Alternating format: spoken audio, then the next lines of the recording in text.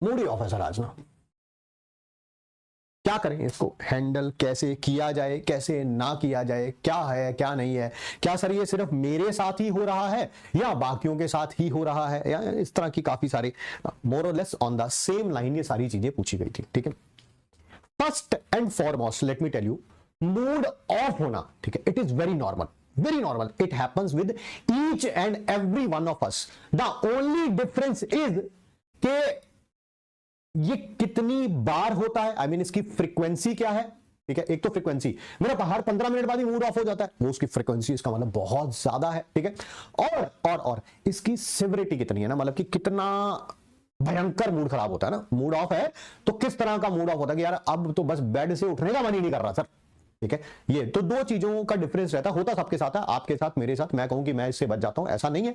हाँ, मेरे केस में इसकी फ्रीक्वेंसी बहुत कम है, मेरा होता होगा तो 3 4 6 महीने में एक बार होता होगा, कईयों का शायद एक दिन में 3 बार होता होगा, तो we all differ in frequency and severity, the only difference is on that basis. ठीक है, आइए फर्स्ट, तो अगर फ्रीक्वेंसी और सेवरिटी ज्यादा है तो उसका मतलब मूड ऑफ कह सकते हैं, वो काफी ज्यादा रहता है। ठीक है, इन केसेस में होता क्या क्या है। ठीक है, पहली बात तो इसमें ना सब कुछ ब्लैक और व्हाइट में चलता है, जब भी हमारा मूड ऑफ होता है ब्लैक और व्हाइट में चलता है। क्या मतलब ग्रे एरियाज को हम लोग देख नहीं पाते। सुबह उठे, नाश्ता किया, नाश्ता करके अपना अभी पढ़ने बैठना ही था है ना, उससे पहले नाश्ता किया, नाश्ता करके किचन से मैं जा रहा हूं, सॉरी डाइनिंग टेबल से जा रहा हूं मैं किचन की तरफ, मान लेते हैं मेरे हाथ में शीशे का ग्लास था और वो टूट गया। ठीक है, ग्लास टूटा जरूर है, वो एक फिजिकल लॉस है, पहली बात तो आपको चोट नहीं लगनी चाहिए, बट अपना दिमाग क्या करने लगता है, मैं आपको बताता हूं हमारा दिमाग क्या करता है अगर मूड ऑफ होता है तो। यार मेरी जिंदगी में तो कुछ अच्छा हो ही नहीं सकता, मैं तो कुछ अच्छा कर ही नहीं सकता, आज देखो ग्लास टूट गया, अब तो मैं आज 12 दिन पढ़ ही नहीं पाऊंगा, कि वही टेंड टू, मतलब कि इसको इन्फिनिटी तक एक्सटेंड करते हैं, मतलब कि ये हमारे साथ होता है, दैट्स व्हाट हैपन। मतलब कि हर कुछ या तो ब्लैक देखते हैं या व्हाइट देखते हैं, मतलब कि मूड अच्छा होता है तो सब कुछ अच्छा दिखता है, और मूड अगर खराब होता है तो जनरली चीजें हम ब्लैक की तरफ देखते हैं ना। ऐसा नहीं सोचते हैं कि यार ठीक है ग्लास टूट गया, टूटना नहीं चाहिए था, शायद मैं कुछ सोच रहा हूँ, शायद मुझे कहीं धक्का वगैरह लग गया, कुछ भी है, बट मतलब कि we think from black to white, कहीं बीच में ग्रे एरिया छोड़ते नहीं है, हम अपने लिए ही नहीं छोड़ते हैं तो हम किसी के लिए क्या छोड़ेंगे। ठीक है, सेकंड है, उसी को थोड़ा आगे बढ़ाते हुए ओवर जनरलाइजेशन करते हैं, यही इसी एग्जांपल को अगर हम ले कि टूटा तो ग्लास है, उसका मेरी नीट की प्रिपरेशन से कोई लेना देना नहीं है, या मेरी आईआईटी की या मैं किसी और भी कॉम्पिटिटिव एग्जाम की तैयारी कर रहा हूं, मेरा उससे कोई लेना देना नहीं है, बट मैं ओवर जनरलाइज करता हूं। क्या कि अगर मेरा ग्लास टूट गया ठीक है तो मैं डॉक्टर नहीं बन सकता, ऐसा होता है।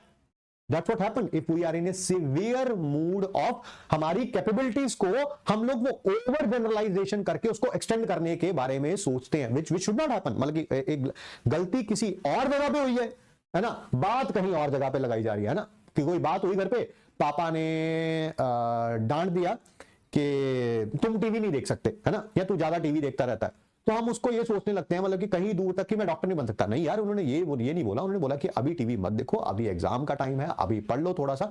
उन्होंने ये नहीं बोला कि आप लाइफ में फेलियर हो जाएंगे। ठीक है, आप उसको ओवर जनरलाइजेशन करते हैं ना।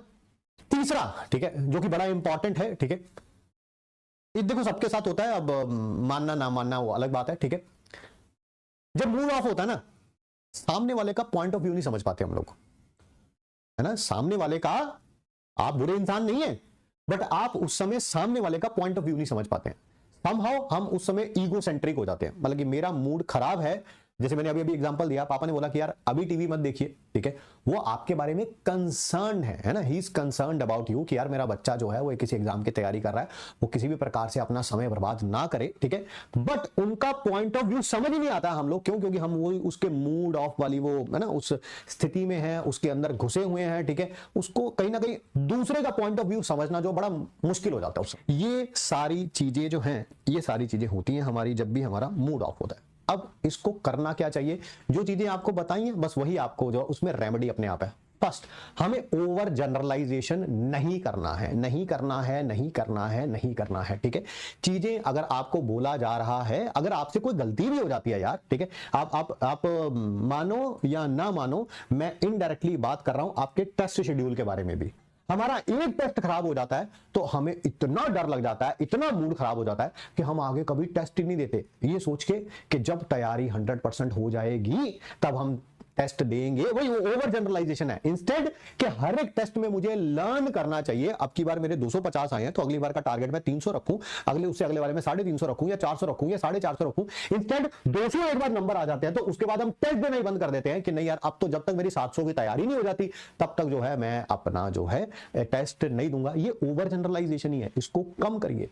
सिर्फ और सिर्फ जो है जो टॉपिक जहां पर हुआ है, अगर अब की बार का टेस्ट खराब हुआ है तो अब की बार का टेस्ट खराब हुआ है, वो अगली बार नहीं होगा, वो अगली बार नहीं होगा। मेरे से जो गलतियां इस बार हुई हैं, शायद मैं अच्छे तरीके से प्रिपेयर नहीं कर पाया, शायद मेरे अब की बार घर का माहौल अच्छा नहीं था, शायद मेरा एक आध चैप्टर का बैकलॉग था, ठीक है, मैं उन चीजों को ओवरकम करूंगा और अगली बार अपना टेस्ट दूंगा। तो ओवर जनरलाइजेशन को आप ऐसे चाहें तो स्टॉप कर सकते हैं, ठीक है।